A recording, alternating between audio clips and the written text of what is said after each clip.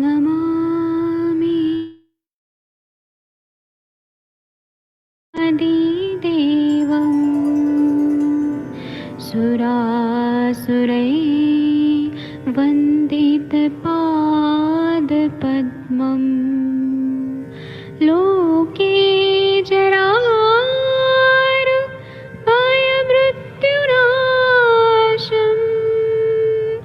दातारमीशं विविधौषधीनां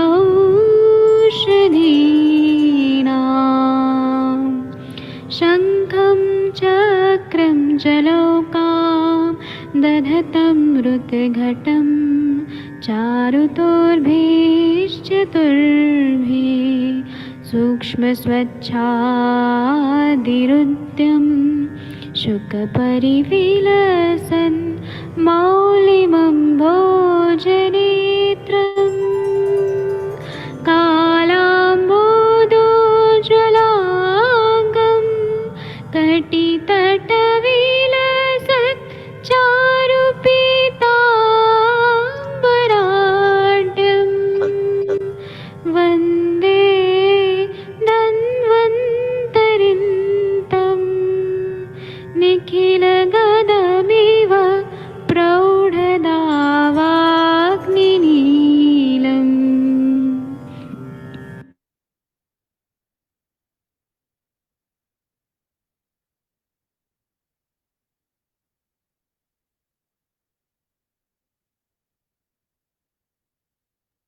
प्रणाम सभी लोगों को। मैं वैद्य अरविंद पाठक पुणे महाराष्ट्र से आप सभी लोगों का स्वागत करता हूं। सभी लोगों को कोटि कोटि प्रणाम करता हूं।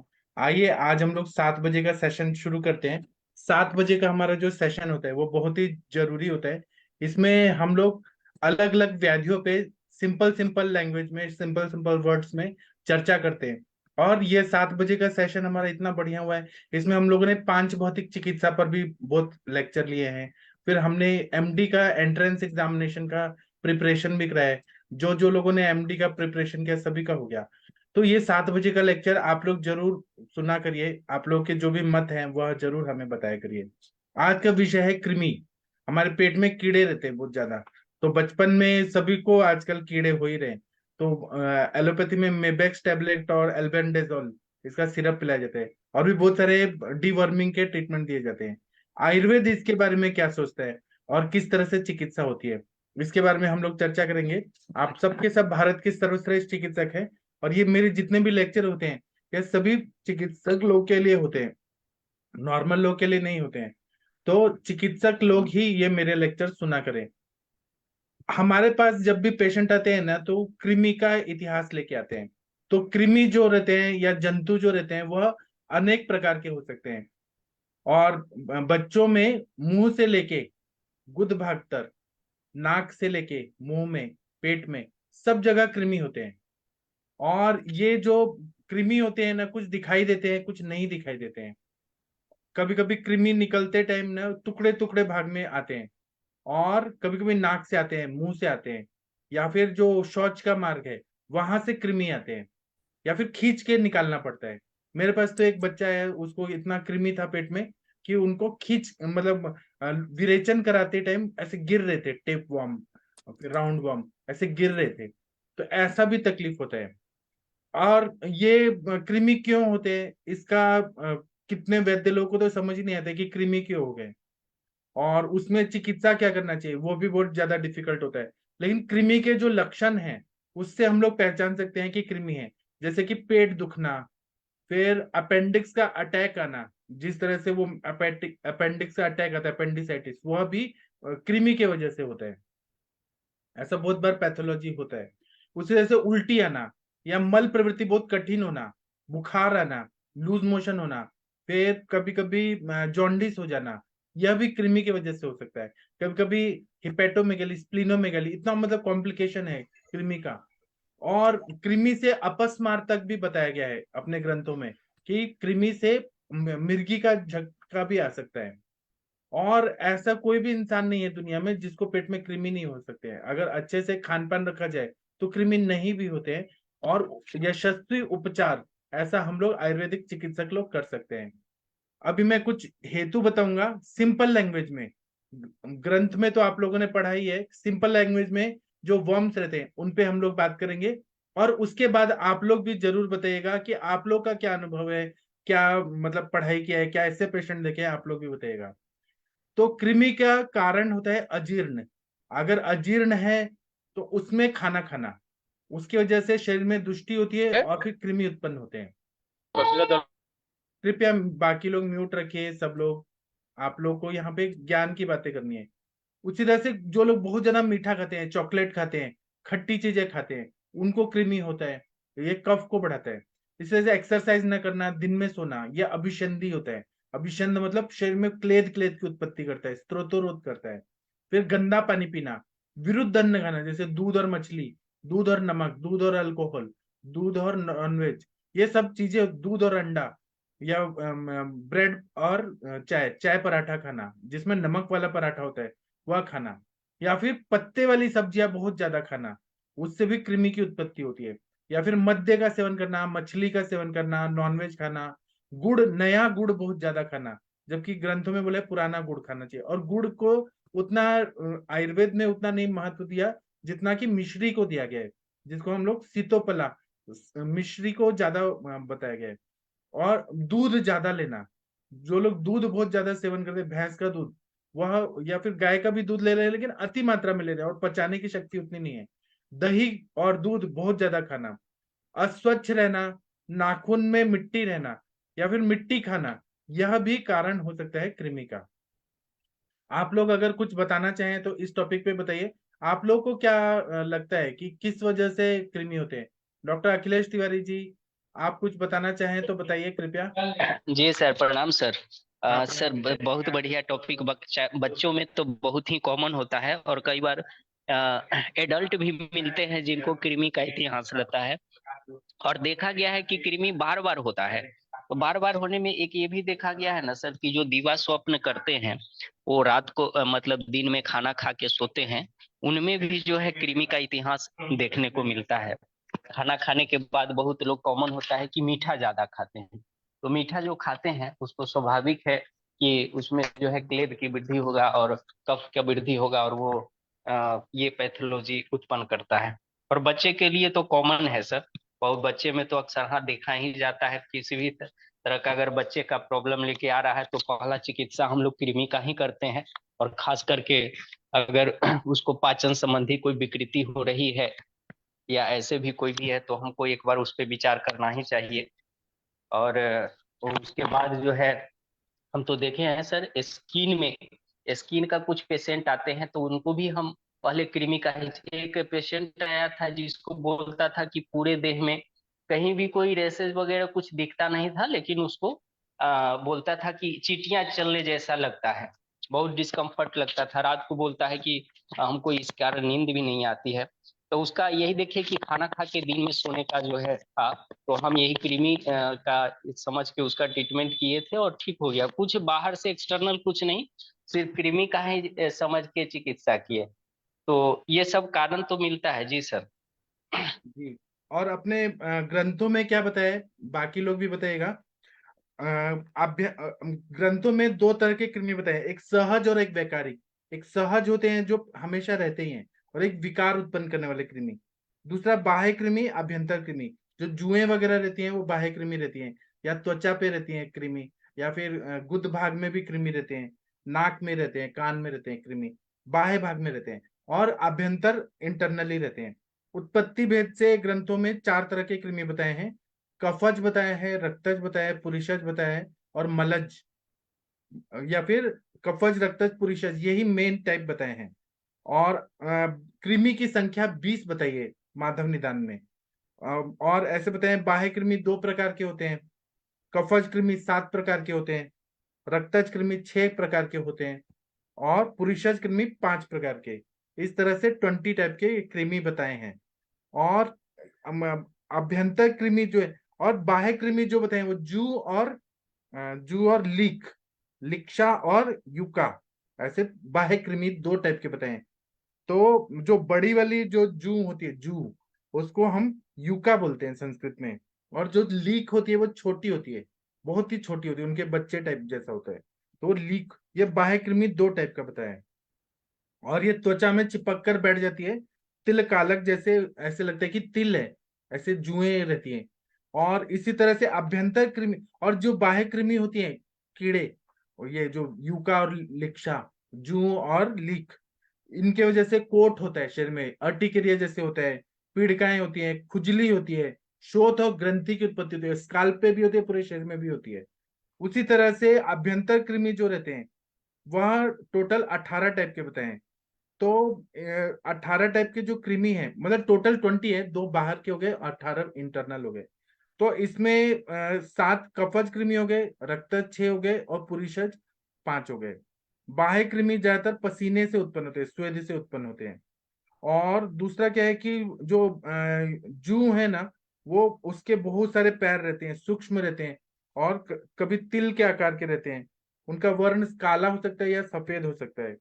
और ये कहाँ कहाँ रहते हैं, तो लोम में, जो अपना लोम कूप है, केश में, और कपड़े में भी ये रह सकते हैं। और चरक ने बाह्य कृमियों को यूका और पिपीलिका, मतलब लीक को पिपीलिका ऐसा बताया है। अभ्यंतर कृमि के बारे में माधव निदानकार बोलते हैं, अजीर्ण भोजी, मुद्राम्ल नित्यो, द्रव प्रिय, पिष्ट गुणोपभोक्ता, वैवायम वर्जित दिवाश्वापो, विरुद्ध भुक् संलंबते कृमिस्तु।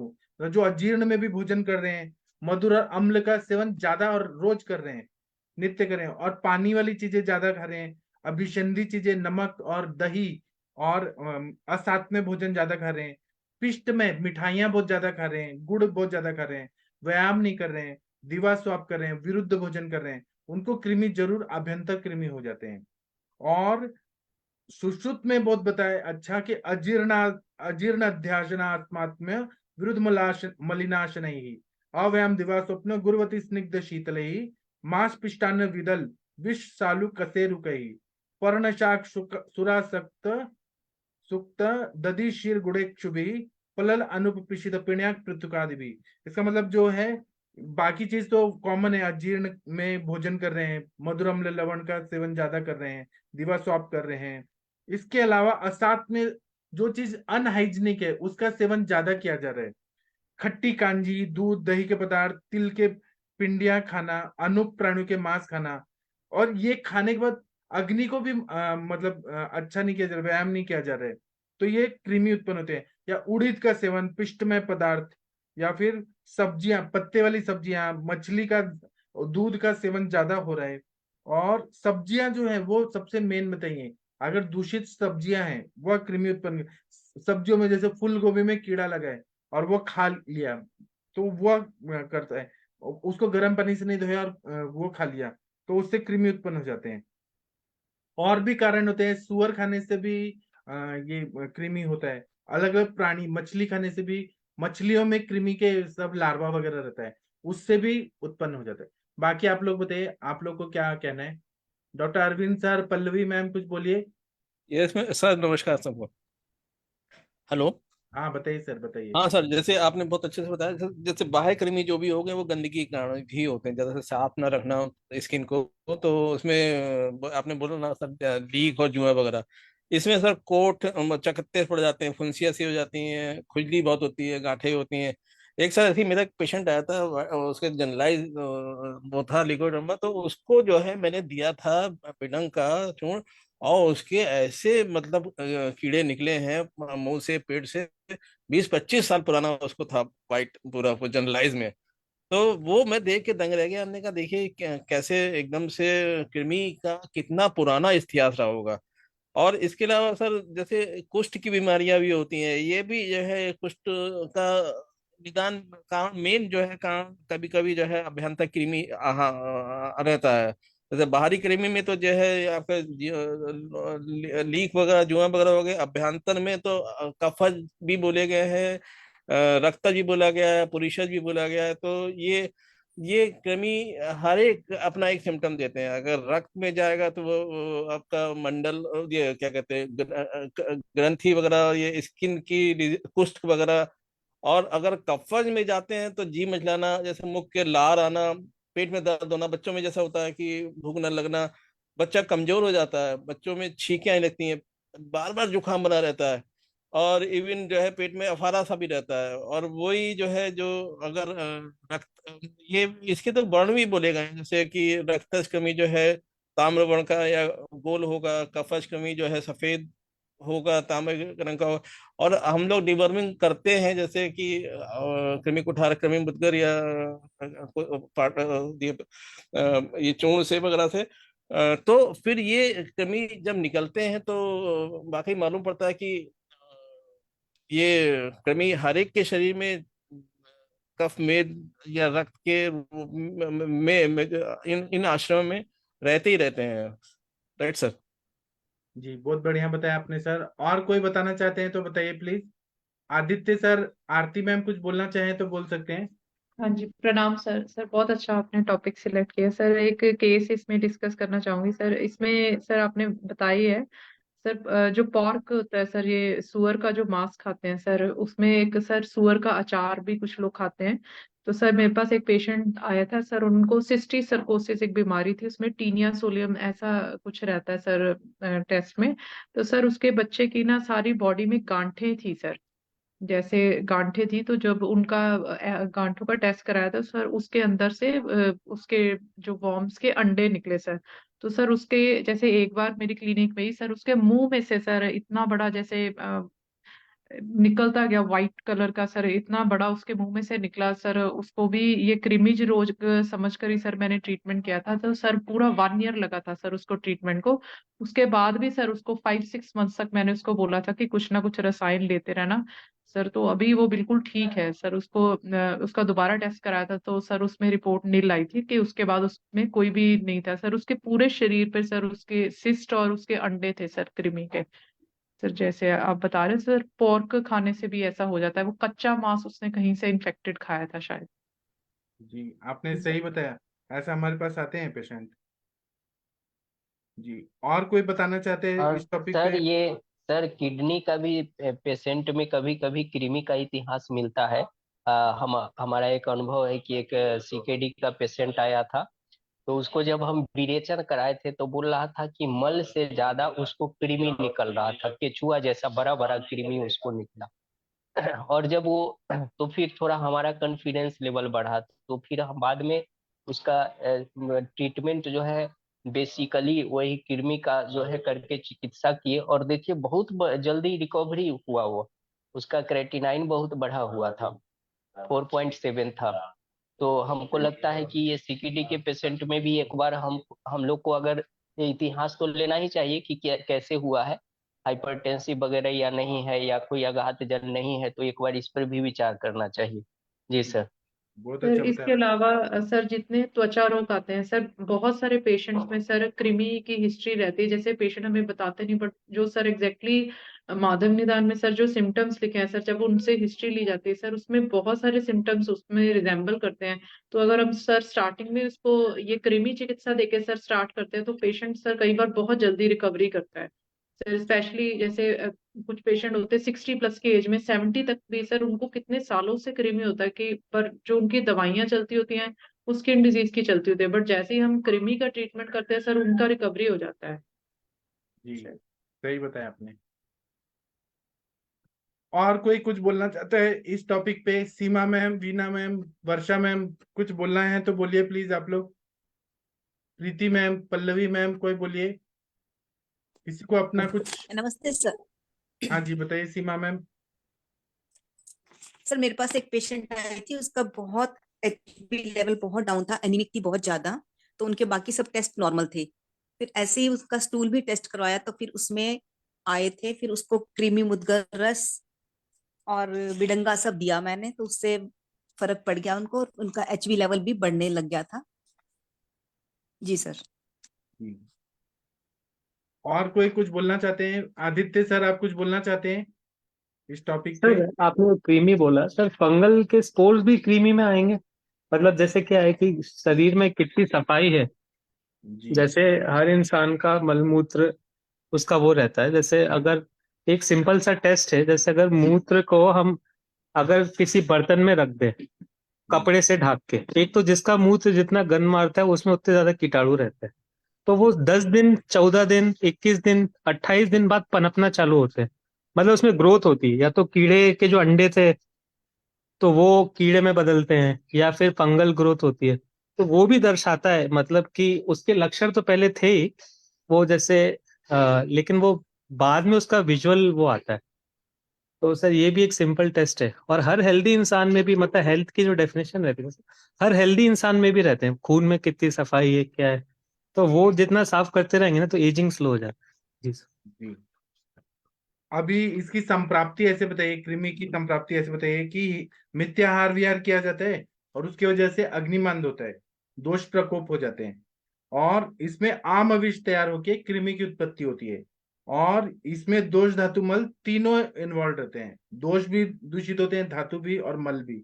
और ये ऐसा है कि कृमि के लिए कोई संप्राप्ति जनित द्रव्य खाया जाए, जैसे मीठा चीज खाया जाए, अभिसंधी चीजें खाया जाए।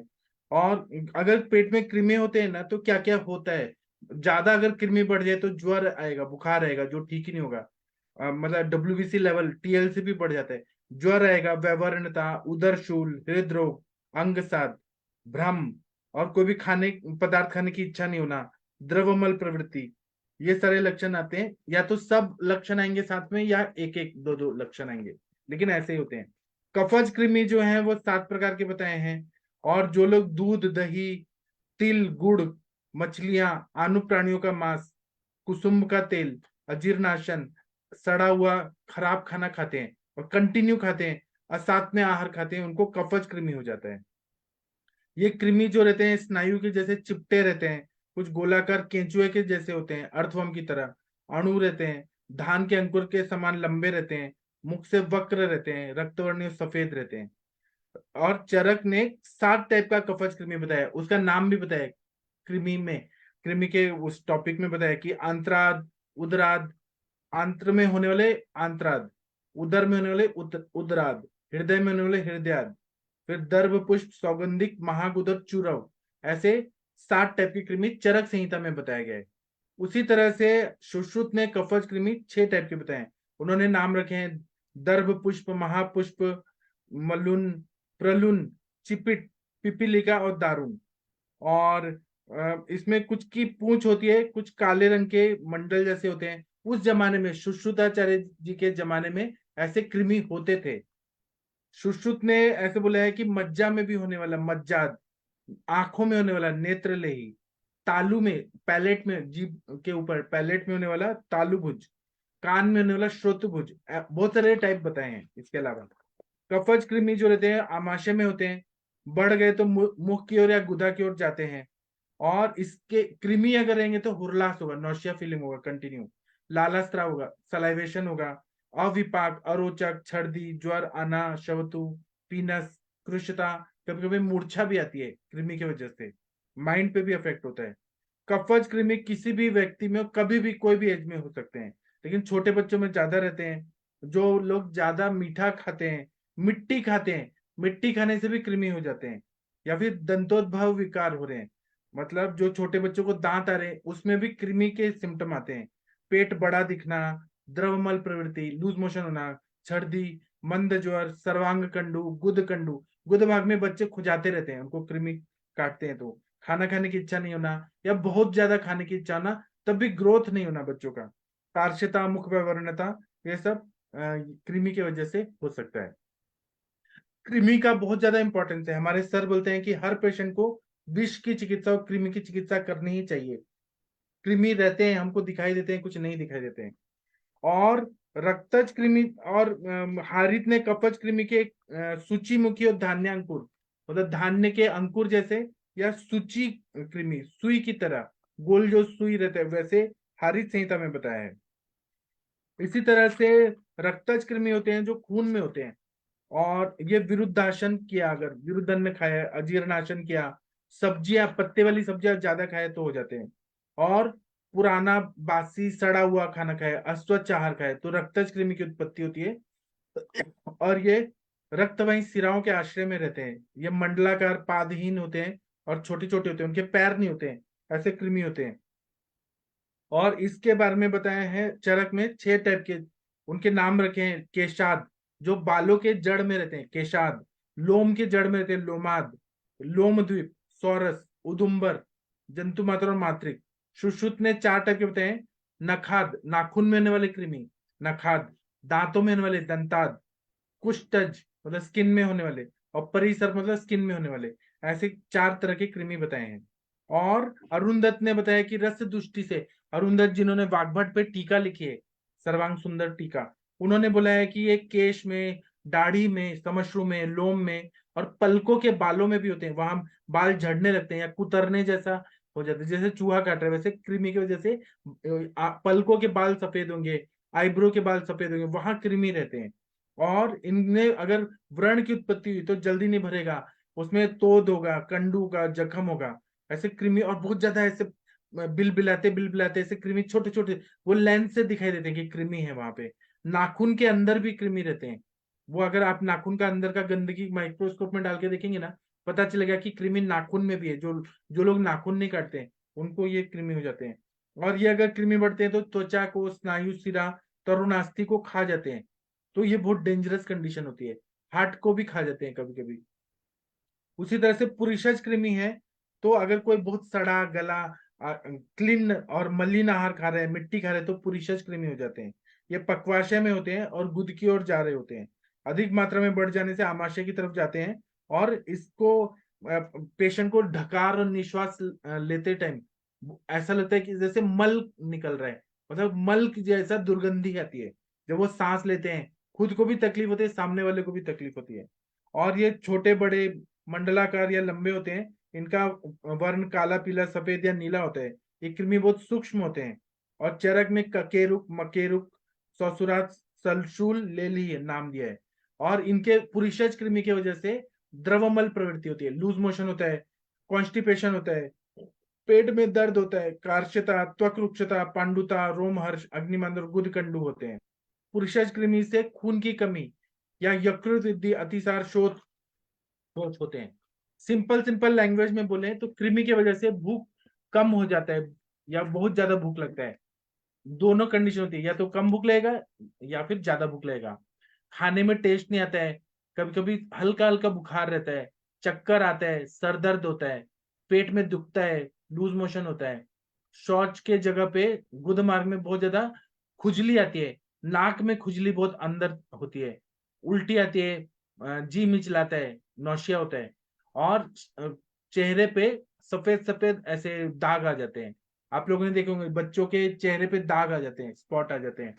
इसी तरह से छाती में दुखने लगता है बहुत ज्यादा, और खुजली बहुत ज्यादा आती है। इसी तरह से नींद बहुत ज्यादा आती है, दुर्गंधी युक्त लूज मोशन होता है या कॉन्स्टिपेशन होता है। आंखों के चारों ओर मलिनपना आता है, आंखों के डार्क सर्कल पड़ जाते हैं आंखों के चारों ओर। इसी तरह से जीभ में अलग अलग तरह के रैशेस आते हैं, चट्टे चट्टे आ जाते हैं। और पेट के बल इंसान सोता है, जिसको दांत में जिसको पेट में कृमि है ना, कीड़े हैं, वो पेट के बल सोता है। और सोते समय दांत खाता है, दांत किट किट आता है, यूरिन करते टाइम ऐसे थोड़ा सा शहारता है, मतलब वो कांपता है। और मुंह खुला रख के सोता है। वेट लॉस बहुत ज्यादा होता है। और कभी कभी ऐसा ऐसा दाग आ जाता है जो जाता ही नहीं है। या फिर अपस्मार, मिर्गी के झटके आते हैं अगर पेट में कीड़े होते हैं तो। अभी आप लोग बताइए, आप लोग का क्या अनुभव है? पेट में कृमि है तो क्या सिम्टम दिखते हैं? अखिलेश तिवारी जी, आप इसके अलावा कुछ बताइए। जी सर, ये एकदम आपने जो बोला ना सर, एकदम सही। अब बाहर के पेशेंट में तो नहीं पता चलता है, लेकिन मेरे बेटा को भी था, तो उसको मैं बार बार डांटता था कि तुम क्यों वैसे सोते हो पेट भरे। लेकिन आपने एकदम सही बोला कि बार बार जो है करता था। दांत किटकिटाने का तो बहुत कॉमन है, सब कोई जानता था, लेकिन ये मुझे पता नहीं था कि जब कृमि का इतिहास रहता है तो मतलब पेट के बल सोता है। ये तो मैंने देखा है सर। तो उसके बाद दांत किटकिटाने के बेस पर हमने उसका कृमि का चिकित्सा किया, तो फिर बाद में ठीक बोले। और वेट बेटिंग भी कर रहा था वो, तो हमको लगता है कि वेट बेटिंग भी जो करता है उसमें भी कृमि का इतिहास कहीं ना कहीं इन्वॉल्व रहता है। तो वो ये सब चीज था, लेकिन एक नया चीज आपने सर बताया, वो मुझे पता नहीं था। लेकिन इसको देखते थे कि बार बार, पहले ऐसा नहीं करता था, लेकिन वो मतलब पेट के बल सोता था। जी जी सर, ये मैं कहूँ, ये तो दिखता है सर। हाँ, और किसी को कुछ बताना है ये टॉपिक पे तो बताइए प्लीज। वर्म्स की वजह से क्या सिम्टम दिखते हैं, कैसे डायग्नोज करेंगे आप लोग? सर देखिए, वो जैसे एलोपैथिक वाले भी जैसे पूरा पूरा वो बर्म पूरा लेके चलते हैं, जैसे कि वो पेट में से जो है अगर अमाशय से मलाशय की तरफ जाएंगे तो मुख से सर उद्गार वगैरह, जैसे भी बोला सर ने, आदित्य सर ने बोला, एक बदबू सी आती है। श्वास निश्वास में भी जो है पूरी श्वास क्रियाओं में जो है दुर्गंध सी आती है। और ये तो होता ही, एनीमिया भी, पांडुता इसमें बहुत ज्यादा मिलने लगती है, रोमांच एक रिगस टाइप का एक होना शुरू हो जाता है, जठराग्नि तो मन पड़ती है, और खुजली एक सबसे बढ़िया प्राइम सिम्टम निकल के आता है। जैसे अभी अखिलेश ने बोला कि इचिंग भी रहती है और वो पेट के बल लेटता भी है, और वो उसका इफेक्ट स्किन पे आता है, तो वहां पे व्हाइट स्पॉट आपने बोला बहुत अच्छे से कि चेहरे पे, और वो ये होता है, तो ये कृमि का जो है वजह से होते हैं। और सबसे बड़ी ये कमी ये जो है मलस की वजह से जाता है, इसीलिए शास्त्रों में बाह्य और आंतरिक कृमियों को उन्होंने बहुत अच्छे से डिफाइन किया है। और कफज कृमि तो सर जो भी कफ की बीमारियां हैं, या मेद जहाँ पे भी वृद्ध है, या इस तरीके के कफ के श्लेष्म में जो मधुर रस का सेवन ज्यादा कर रहे हैं, गुड़ दूध दही या सत्तू या नए चावलों का ज्यादा सेवन करते हैं, उसमें तो कफज कृमि के सिम्टम, जैसे मुंह से लार आना, इवन प्रमेह में भी जो है जैसे वो सिम्टम आते हैं कि जीभ मिचलाना, मुंह में लार आना, इंडाइजेशन होना, अरुचि होना, और थोड़ा सा नॉजेटिक फीलिंग होना, पेट में फूलना संगना, पेट साफ ना होना, तो वो वही सिम्टम जो प्रमेह के हैं, वही सिम्टम कफज कृमि के भी निकल के आते हैं। और ये तो हर एक जगह के जैसे आंतों के जो है लंबे चपटे गोल होंगे, पुरीशस भी लंबे चपटे, ब्लड के गोल गोल होंगे, और थोड़े से पैर रहित होंगे, राउंड, जैसे आपने बोला, तीन चार पांच नाम बोले हैं। और बाकी ये कुष्ठ का तो बोला गया कि कृमि जो है कुष्ठ की हड्डियों में, अगर सातों धातुओं का बोला गया, सातों उसमें के साथ में हड्डियों को वो गलाना, मतलब गला देते हैं, फिर हड्डी को गला देते हैं, मतलब क्लियर कट, मतलब वो विजिबल नहीं है, लेकिन वो अपना काम तो करते ही है सर। जी, ओके बहुत सर। अच्छा बताया सर, आपने बहुत अच्छा बताया। और कोई बोलना चाहते हैं इस टॉपिक पे तो बोल सकते हैं, शर्माएंगे नहीं कोई भी, प्लीज बोलिए कोई। अगर चर्चा करेंगे तभी ना, नहीं तो मैं अकेले बोलूंगा तो क्या मतलब है? तो आप वही लोग। सर, आपने जैसे बताया कि पेट में क्या है, वो जोक की तरह खून भी पीते हैं, हाँ, तो पेट के कीटाणु बदल जाते हैं, उससे मुंह में से भी गंध आती है, हेलिटोसिस जिसे बोलते हैं, बदबूदार मुंह से गंध आना। फिर उससे दांत में भी कीड़े लग सकते हैं अगर पेट में कीड़े हो तो। और उसके अलावा सर ब्लड भी, मतलब पेलार मिल सकता है थोड़ा, मतलब जैसे अगर हीमोग्लोबिन अगर लॉस हो रहा है आंतों से तब मिलता है। और गंध, मल में भी गंध बढ़ जाती है, जैसे मूत्र में भी गंध बढ़ जाती है। और सर इसके अलावा ये ट्रेवल करके, मतलब अंदर से जाके ब्रेन में भी डिपॉजिट हो सकते हैं, जैसे कुछ जो सुअर के मांस में मिलता है, जैसे न्यूरोसिस्टिसर्कोसिस बोलते हैं।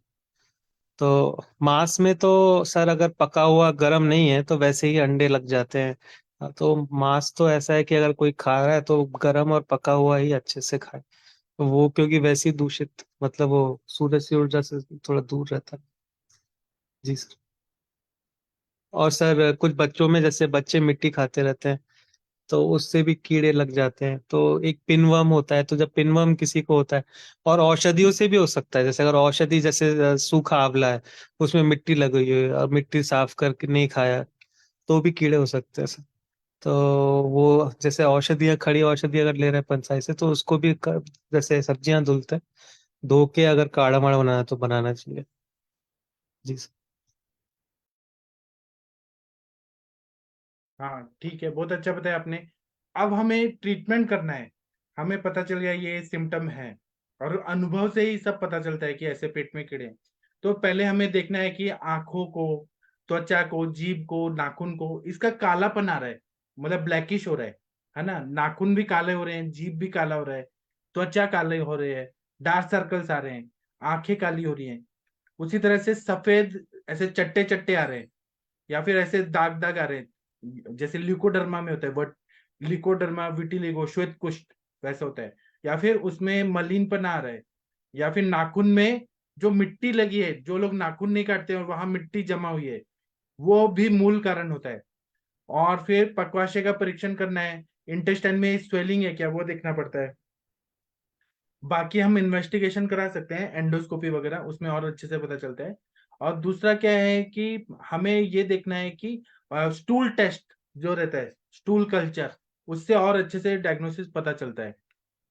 चिकित्सा जब हमें करना है तो हमें ये देखना है कि कंडू है क्या, मलावरोध है, मंद भूख मंद है, शैया मूत्रता है, बेड वेटिंग है, सफेद दाग है, या फिर भूख लग रही है लेकिन वो नकली भूख है, इसमें ऊपर नीचे हो रहा है क्या, तो ये कृमि जरूर हो सकता है। अब इसमें चिकित्सा चिकित्सा में आयुर्वेद की चिकित्सा जो है वह चरक चिकित्सा स्थान 7th चैप्टर में 40 नंबर का श्लोक में चरकाचार्य जी ने 3 स्टेप बताए।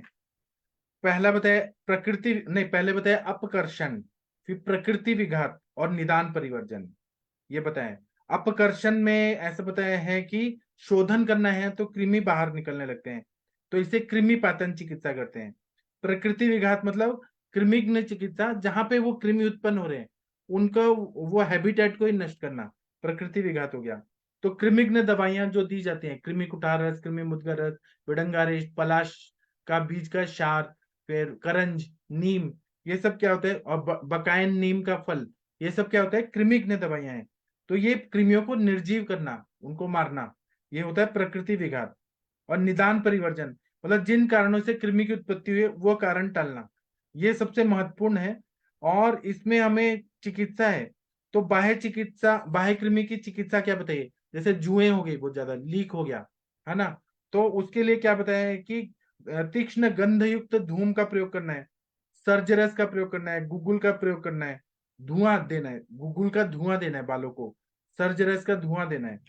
इंटरनल दवाई में या बालों को धोने के लिए जिनको जुएं वगैरह हो गए हैं उनको नीम तेल, करंज तेल, चंदन, रीठा, शिकाकाई, सीताफल का बीज, गिरी सिंदूर, इसे उद्वर्तन करना है, धावन करना है और इन्हीं का तेल लगाना है।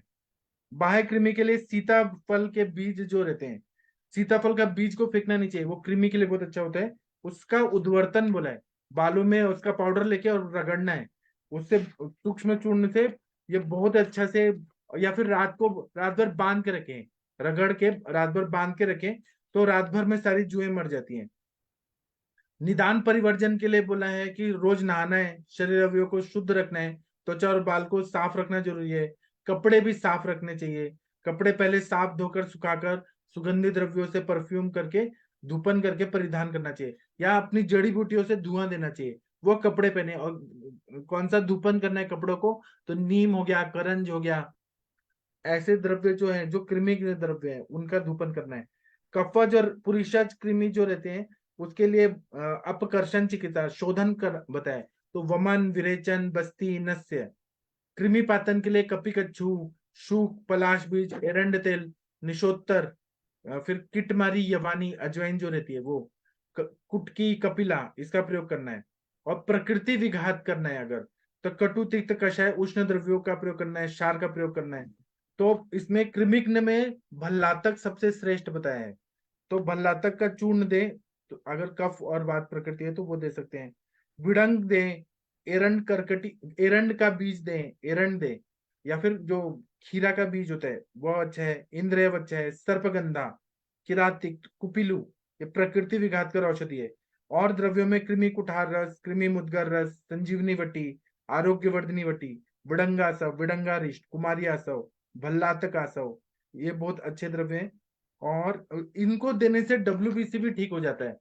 वो मेरे पापा का भी डब्ल्यूबीसी ज्यादा आ रहा था ना, वो ठीक ही नहीं हो रहा था, सारे एंटीबायोटिक फेल हो गए थे, तो विडंगा रिष्ट के सारे द्रव्यों का काढ़ा बना के मैंने दिया, अगर द्रव्य दिए, तो डब्ल्यूबीसी एकदम जल्दी जल्दी ठीक हो गया था।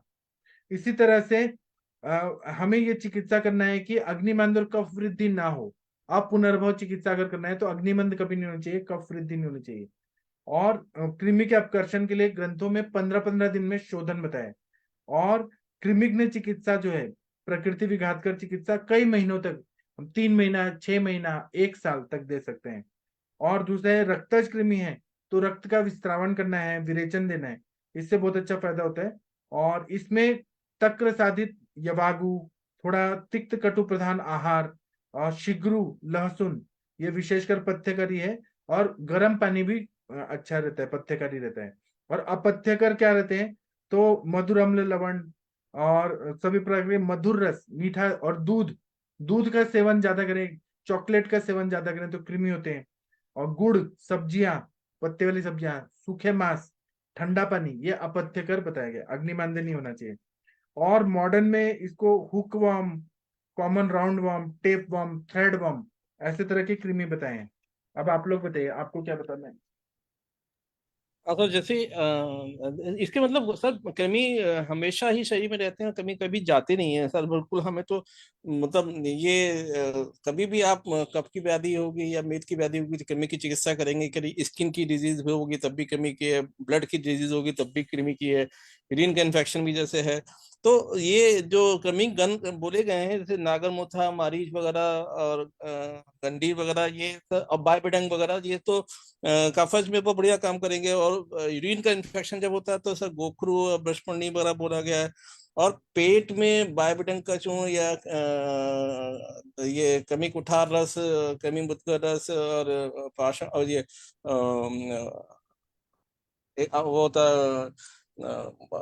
कमी का आसव होता है ना, बिडंगा रिष्ट है, बिडंगा आसव है, बिडंग चूर्ण है। तो ये मतलब केवल आयुर्वेद में ये कुछ ही दवाइयों से काफी मतलब हर जगह के कृमि नष्ट होते ही होते हैं। बाकी तो हम लोग जैसे विरेचन मतलब शोधन कर रहे हैं, जैसे आपने बोला कि निदान परिवर्जन है, तो इसमें भी कटुतिक्त कषाय मतलब कफज मतलब क्लेद की तरफ जाता है, कफ और क्लेद की तरफ ज्यादा, जहां पे भी उनको नरिशमेंट मिलेगा, मधुर रस मिलेगा, वहां पे उनकी ग्रोथ होती ही होती है। तो इसीलिए कटुतिक्त कषाय, कटुतिक्त औषधियां और फिर सर म्यूट हो गया आपका। सर आपने ही खुद ही म्यूट कर लिया, या फोन आ गया शायद। अरविंद सर शायद म्यूट हो गया। चलिए मैं और बताता हूँ। इसमें कृमि नाशक दवाइयां जो रहती हैं वो सुबह भूखे पेट दें तो ज्यादा फायदा होता है।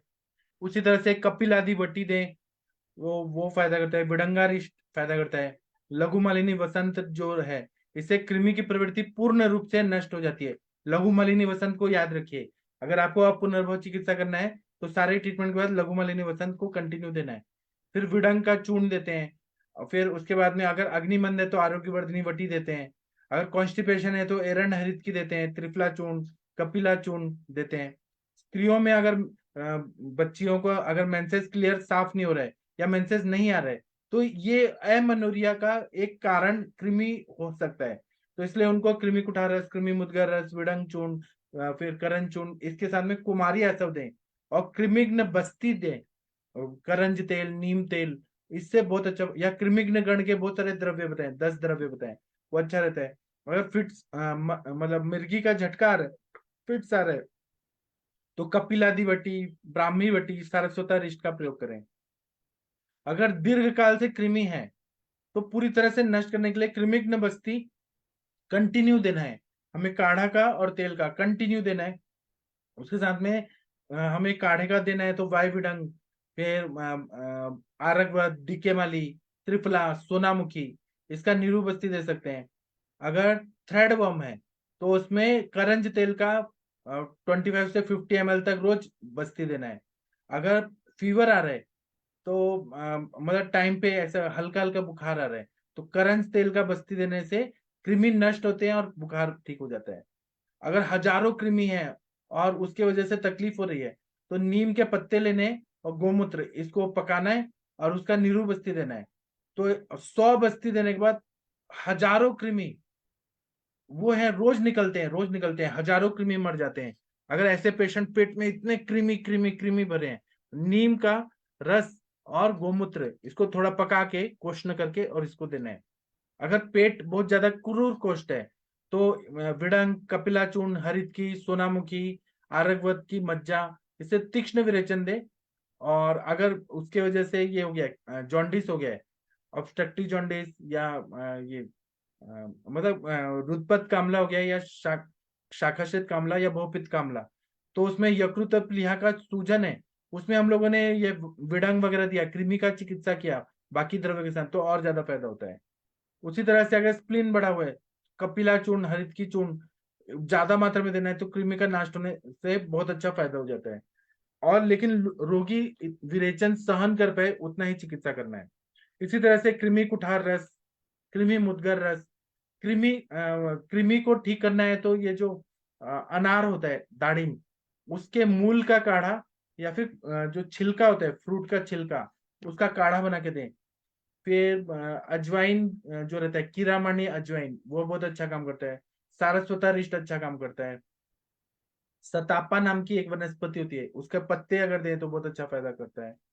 एक उंदीर खानी करके एक वनस्पति है, उससे फायदा होता है। पथ्यापति है कि पाव भाजी, इडली डोसा, फर्मेंटेड चीजें ना खाएं, खूब नमकीन चीजें ना खाएं, मिक्सचर वगैरह ना खाएं, मीठी चीजें, मेवा मिठाई ना खाएं, चॉकलेट और वो जो टॉफियां आती हैं बहुत सारे, वो सब ना खाएं, मीठा चीज नहीं खाना है। खाने में काली मिर्च जरूर रखना है, तो इससे प्रकृति विघात होता है। खाने में पुदीना, अदरक, लहसुन, जीरा, हल्दी, फिर सौंफ, ये जरूर रहना चाहिए। रात को कम खाना खाना चाहिए। स्वच्छता का नियम पालन करना चाहिए। बासी फल नहीं खाने चाहिए। बासी फल, जो केला सड़ गया है, अगर कोई पैसा बचाने के लिए सड़ा हुआ केला, सड़ा हुआ एप्पल, सेब वगैरह खा रहे हैं तो उसको ये होता है। और जिनको कृमि है वो लीफी वेजिटेबल्स ना खाएं। और जितना भूख है, बहुत तेज भूख है तभी खाना खाना है। ज्यादा जो गलत भूख रहती है, रॉन्ग, वो ना मतलब भूख लगी है ऐसे माइंड में हो रहा है लेकिन असली में नहीं लगी है, उसके उधर नहीं जाना है। पेट साफ रखना है, पानी गर्म करके पीना है। कृमि की वजह से क्या क्या व्याधियां होती हैं साथ में, तो अनुबंध से अजीर्ण होता है, अग्निमांद्य होता है, ज्वर होता है, पेट दर्द, कभी कभी किडनी स्टोन होता है, उल्टी आती है, स्प्लीनोमेगेली होती है, प्रतिशय सर्दी होता है, पांडुता, और पेट की सारी बीमारियां होती है, मल की सारी बीमारियां होती हैं, अपस्मार होता है, कंडू होता है, कार्शिता, लूज मोशन, फिर पेट में अल्सरेशन भी होता है, और अपेंडिसाइटिस का अटैक होता है। हृदय के सारे जितने भी अवयव है ना हृदय में, वो कृमि के खा जाने से पूरा नष्ट हो जाता है। इसलिए कृमि शिरोरोग, कृमि हृदरोग, ऐसा ग्रंथकार ने बताया, हमारे चरक संहिता में बताया। और जो बच्चों का ग्रोथ नहीं हो रहा है, उनको डिलेड माइलस्टोन, उसमें कृमि की चिकित्सा करके प्रकृति विघात देना बहुत जरूरी होता है। और हर बच्चे, जैसे व्हाइट, अभी मेरे पास एक बच्चा आया था, वो कहीं भी गिर जाता था तो उसको व्हाइट स्पॉट हो जाता था और वो बढ़ते जा रहा था, तो पता चला कि कृमि है। तो ये श्वित्र के हर पेशेंट को कृमि में चिकित्सा देना है। और इसमें हमें जीभ देखना है, उसको खून की कमी है कि नहीं, भूख कैसा लग रहा है, खुजली आ रही है कि नहीं, ये सब देखें तो हमें ज्यादा अच्छे से कर सकते हैं। अब आप लोग बताइए कुछ। इसमें गोमूत्र जो है वो बहुत अच्छा है। गोमूत्र, कपूर, त्रिकटु, फिर सागर गोटा, लताकरण जो बोलते हैं, वो बहुत अच्छा है। हाँ बताइए आप मैम। सर मैं एक चीज सर प्रणाम सर। हाँ प्रणाम मैम। सर इसमें जैसे ये जो आयुर्वेदिक वाली प्रिपरेशंस हैं तो ये किसी भी एज में दी जा सकती हैं? हाँ जरूर, कृमि बूढ़े जैसे को भी छोटे होती है, बच्चों, छोटे को भी, सबको नहीं होती नहीं है। छोटे बच्चों में जैसे किस एज से दी जा सकती है? एक दिन के बच्चे को भी कृमि की दवाइयां दी जा सकती हैं। सर ये कृमि कुठार और कृमि ये सब? उसको पीस के हम लेहन संस्कार करते हैं ना मैम, तो कूट के हम पहले से हाँ। ही दे सकते हैं प्रिकॉशन के रूप में। और बोला है विडंग चूर्ण, तो पहले से ही बोला है ना, स्वर्ण प्राशन में भी विडंग चूर्ण डालने को बोला है। कृमि कुठार तो सर स्ट्रांग होता है, बच्चों में तो कृमि मुद्गर देना चाहिए सर। सर हाँ वैसे कृमि कुठार में सर ऐसा मतलब मैंने कहीं पढ़ा था कि 5 इयर्स से ऊपर वो देते आप हैं। प्रकृति देख के डिसाइड कर सकते हैं वो। हाँ, कफल तो बहुत क्लेद है, बहुत ज्यादा स्वेलिंग है, बहुत ज्यादा ओबेसिटी है, तो कृमि कुठार दीजिए। अदरवाइज कृमि मुद्गर, बच्चों में कृमि मुद्गर और बिडंग चूर्ण से रेस्पॉन्स आ जाता है। Thank you sir. जी, और किसी को कुछ बताना है बताइए। आरती मैम कुछ बोलना चाहती हैं? आरती मैम कुछ बोलिए हाँ मैम। हाँ जी सर। सर एक छोटा सा डाउट था। थोड़ा कैसे नेटवर्क एरिया में आइए। आरती मैम थोड़ा नेटवर्क एरिया में आइए। आरती मैम नेटवर्क एरिया में आइए, आपकी बात आवाज कर नहीं आ रहे रही हैं। है। थोड़ा सा नेटवर्क एरिया में आइए। सर मैं दोबारा एक बार दोबारा बात ठीक है। ये डॉक्टर पल्लवी मैम, आप कौन है? हाँ Pallavi sir. Ma'am, hello. Hello. हाँ सर। आप मुंबई हेलो। वाली डॉक्टर, मुंबई वाली हाँ डॉक्टर, हाँ हाँ। हाँ सर। हाँ सर। आप कृपया बताइए कृमि का क्या आपका एक्सपीरियंस है, बॉम्बे के पेशेंट, मुंबई के। सर ये जो छोटे बच्चे आते हैं ना, तो उनमें अक्सर कंडू मिलता है। तो उस टाइम पे मैं, और कॉन्स्टिपेशन भी, मतलब मलावष्टम्भ भी मिलता है। तो उस टाइम पे मैं कृमि कुठार खाने से पहले देती हूँ, और विरंगारिष्ट देती हूँ। और थोड़ा सा डाइट के बारे में घी ज्यादा वगैरह बोलती हूँ खाने को, तो पेट साफ होने के लिए। और सर जो बड़ी लड़कियां आती है ना, 18-20 उम्र के बीच की, तो उनको पांडु रहता है। और अगर हिस्ट्री में निकाला ना सर, तो बचपन में या तो 5-6 साल पहले उन्होंने मिट्टी खाई हुई रहती है। तो फिर वहां पे भी कृमिगणक चिकित्सा से ही स्टार्ट करती हूँ। और फिर उसके साथ साथ एनीमिया का भी देखती हूँ। और अल्सरेशन का भी आपने बताया, तो एक पेशेंट था मेरे पास, उसको क्रॉन्स डिसीज हुआ था। तो मैंने उसका डायग्नोसिस वात पित्त ग्रहणी करके किया था। तो उसके भी हिस्ट्री में उसने मुझे बोला कि टॉयलेट में से बहुत बड़ा कीड़ा निकला था। और फिर उन्होंने एलोपैथी का ट्रीटमेंट वगैरह लिया था। तो उसके बाद वो नहीं आया, लेकिन फिर उसका ग्रहणी का ट्रीटमेंट मैंने चालू रखा था। तो उतना इस एक्सपीरियंस है इसके बारे में। जी। और सर एक चीज पूछना था सर, अभी अब आवाज आ आपका रही है? आवाज आ रहा है, अब अच्छा हाँ, आ तो रहा है। सर ये पूछना था कि जैसे हम ये कृमि बात कर रहे हैं सर, तो इसमें वॉर्म्स के अलावा हम क्या मतलब समझ सकते हैं अगर जैसे मॉडर्न में हम देते हैं? क्योंकि जैसे इसकी अलग अलग दिया हुआ है, ये पुरीशज, कफत, सर इसमें क्या क्या ले सकते हैं हम? मैंने बताया ना सब, मतलब कफज के हिसाब से बताऊं, कफज के लिए मतलब चिकित्सा अलग अलग करके बताऊं क्या? आरती मैम क्या चाहती हैं? रक्तज के लिए रक्त मोक्षण करने के लिए बोला है, विरेचन बोला है। और कफज और पुरीशज के लिए ऐसे नहीं सर, अपकर्षक। एक्चुअली मैं ये पूछ रही थी कि जैसे हमारे ऐसे हम मतलब हमारे पास तो जैसे मॉडर्न डायग्नोस्टिक करके पेशेंट आता है, तो हम अपने सिम्टम्स इसमें लगाते हैं। बहुत सारे लोगों को सर क्रीमीज रोग होता है, जैसे सर ये जो टाइफाइड है या जिसमें ये बैक्टीरियल इन्फेक्शन है, या हाँ मतलब तो सर मैं देखिए ये ना, पूछना चाह रही हूँ कि ये भी कृमि में लेंगे क्या? हाँ 100%।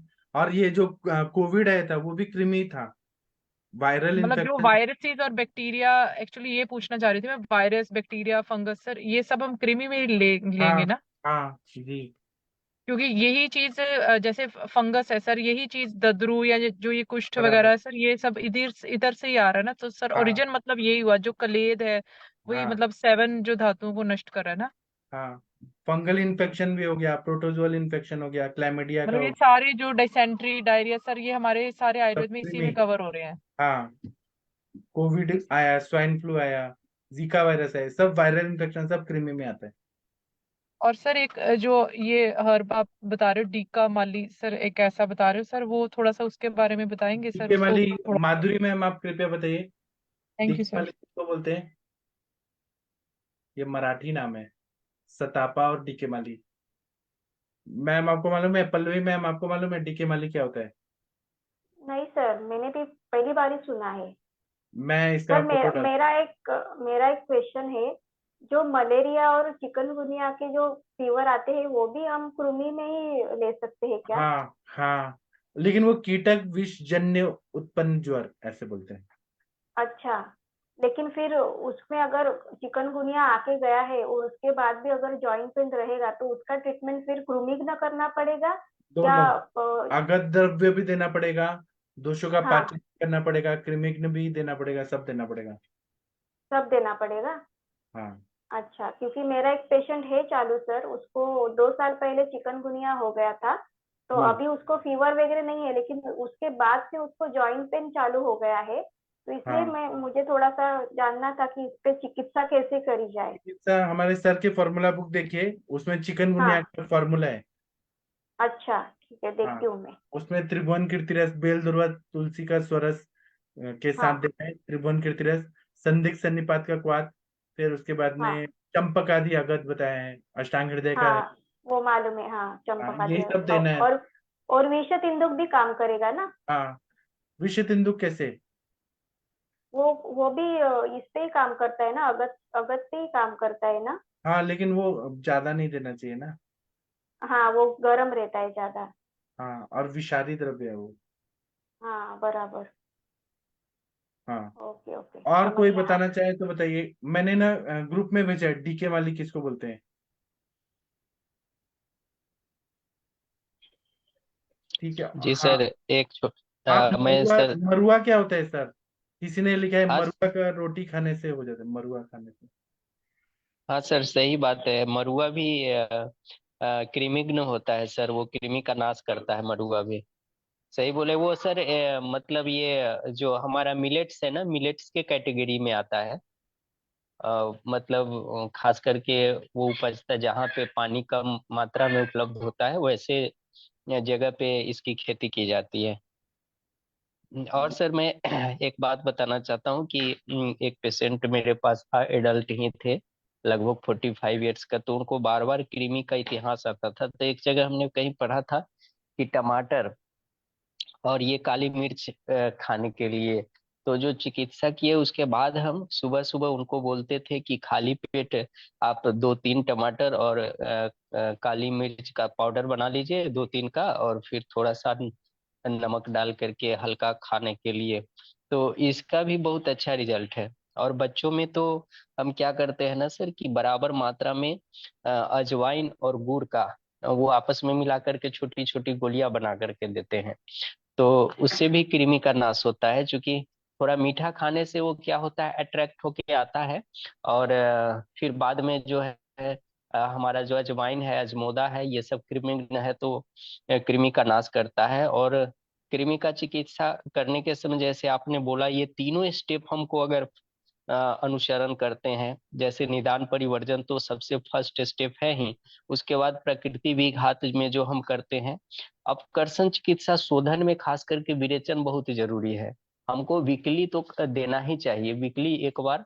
और खास करके इसमें अगर हम एरंड तेल से कराते हैं ना, तो एरंड तेल विरेचन के साथ साथ कृमिघ्न भी होता है। तो हम कंपिलक, जो कपिलावटी कैसे है? कंपिलक कैसा है हाँ, आपके? कंपिला हरितकी योग जो है वो विरेचन बहुत अच्छा करता है जी। कृमि में। हाँ, मैं तो सर यूज नहीं किया हूँ, लेकिन एरंड तेल का तो यूज कराता हूँ। इसका तो बढ़िया रिजल्ट आता है। हमारे सर ने हमें एरंड, ये सिखाया है कि पहले गुड़ खाने को दो 5 दिन। जी जी कृमि जी, जो एकदम इंटेस्टाइन में सही बोल। चिपके हैं वो सब आ जाते हैं। और उसके हाँ बाद में हाँ हाँ, वो। कृमि कुठार रस, कृमि मुद्गर रस दो, और विरेचन करा हाँ दो। फिर उसके बाद 3 महीना हाँ ये दो कृमि कुठार रस। हम मैं भी सिर्फ सर, मेरा भी यही होता है। अब बच्चे भी थोड़ा एक तो खाली पेट में देता हूँ, और उसके पहले बोलते हैं कि थोड़ा सा गुड़ खिलाइए, फिर ये दवा को पानी के साथ देना है। ये सर सही बोले। हमको भी ऐसा ही मतलब बताया गया था कि पहले कोई मीठा चीज देना है, फिर बाद में कृमिघ्न दवाई देना है। तो हाँ, अट्रैक्ट होते हैं, फिर जब निकल के बाहर अंदर आएंगे, फिर वो उसका जो है मतलब मरते हैं वो। हाँ, उनको जी मारने सर। की दवाई देना है। एक जी ऐसे एक कपिला वनस्पति है, कंपिलक। ये उष्ण गुण की है, तीव्र विरेचक और कृमिघ्न बताइए। ये जब हम देते हैं ना, तो त्वचा विकार ठीक हो जाते हैं। व्रण रोपण भी कार्य करती है। इंटेस्टाइन में जहां जख्म हो गया वो भी ठीक करती है। व्रण रोपण का भी कार्य करती है।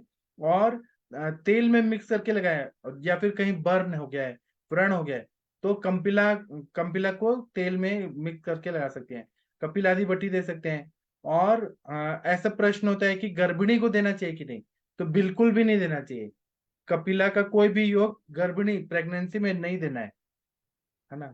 और छोटे बच्चों को देना है तो आधा ग्राम तक शहद के साथ देना है। लेकिन प्रेगनेंसी में नहीं देना चाहिए, नहीं तो उनको विरेचन होगा, फिर वो मिसकैरेज होगा। और सर, बाह्य कृमि जो होता है ना, जू वगैरह, उसमें टंकन भस्म का प्रयोग बहुत बढ़िया होता है। जी। टंकन भस्म से जू बहुत जल्दी चला जाता है, मतलब 2-3 सिप में ही चला जाता है। और उसको नीम के पत्ता बॉयल करके फिर नॉर्मल पानी हो जाता है, तो उसी से वॉश करना है। टंकन भस्म को अक्सर हम बोलते हैं कि कोकोनट ऑयल में मिक्स कर लीजिए थोड़ा, और लगाने के बाद आधे से 1 घंटा तक रखिए, फिर नीम के पानी से वॉश कर लीजिए। तो एक्सटर्नल के लिए बहुत बढ़िया है टंकन भस्म, नीम के पत्ता से धोना। जी। जी सर। और सर इन्हीं को पैरासाइट भी बोलते हैं ना, जी जी सर, जो दूसरे जो डिपेंडेंट हो रहते हैं दूसरे के ऊपर, तो हमारे ऊपर तो डिपेंडेंट रहते हैं, हमारे शरीर से पोषण लेते रहते हैं। सर इसमें एक सर जो ये डेंटल केरीज हो जाती है सर, उसमें सर ये बबूल का सर जो छाल रहता है या जी बबूल के सर लीव्स भी रहते हैं सर, उसको अच्छे से बॉईल करके उसमें हल्दी डालकर और सर टंकन भस्म जैसे सर ने बताया सर, उसको डाल करके सर उसका कवल या गंडूश धारण करने से सर वो केरीज अगर रेगुलर आप करते रहो, टंकन भस्म रेगुलर नहीं डालना, पर बबूल अगर आपको मिले तो वो रेगुलर डालने से सर वो केरीज भी दूर हो जाते हैं सर। और पेशेंट लवंग सर का काफी तेल, अच्छा टाइम निकाल लेते हैं। और लवंग का तेल। सर लवंग तेल सर वो कई कई को लगता है सर वो थोड़ा सा, बट डेंटल केरीज में तो सर मैंने कई बच्चों के केस किए हैं सर, उसमें ये बबूल का सर बहुत अच्छा रिजल्ट आता है, बबूल के लीव्स का सर, उसको उसको सिर्फ काढ़ा बनाकर पेशेंट को बोलना कि उसको रिटेन करना है, गंडूश उसका धारण करना है। जी। और माधुरी मैम ने कुछ लिखा है। हाँ बोलिए बोलिए। डेंटल केरी में तो सर मेरा ये आक का जो अकवन होता है ना सर, आक, उसका दूध छोटा सा कॉटन में भिगो दीजिए और जहां पर है वहां पे धारण करिए, लेकिन छोटे बच्चे को नहीं देना है, अंदर निगलना नहीं चाहिए, जो समझदार है एडल्ट है उसको दीजिए। फिर बाद में तो दांत की दर्द अगर कैविटी के कारण है, वहां पे कीड़ा है, तो तुरंत इमीडिएट आराम मिलता है, ऐसा हम अपना प्रैक्टिकल अनुभव है सर, जी अकवन का दूध का। जी सर और एक इसका बहुत सिंपल है सर, जो ये अमरूद के सर जो लीव्स रहते हैं सर, उसको अमरूद के लीव्स और ये बबूल का सर उसको बॉईल करके सर उसका सर गंडूश धारण करने से सर पेशेंट काफी टाइम निकाल जाता है केरीज में सर। कई बार कोई प्रेग्नेंट लेडी आती है तो सर उनको यही मैं बताती हूँ, तो सर उनको उस समय कुछ भी ऐसा करना नहीं पड़ता, इंटरनल कोई एंटीबायोटिक या वो अवॉइड कर सकते हैं। और छोटे बच्चों में सर ये बहुत हेल्पफुल रहता है और इजी होता है सर, इजीली अवेलेबल है। जी।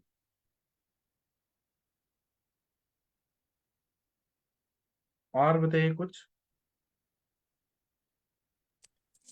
सर आपने बोला कि हमें हर पेशेंट को देना चाहिए।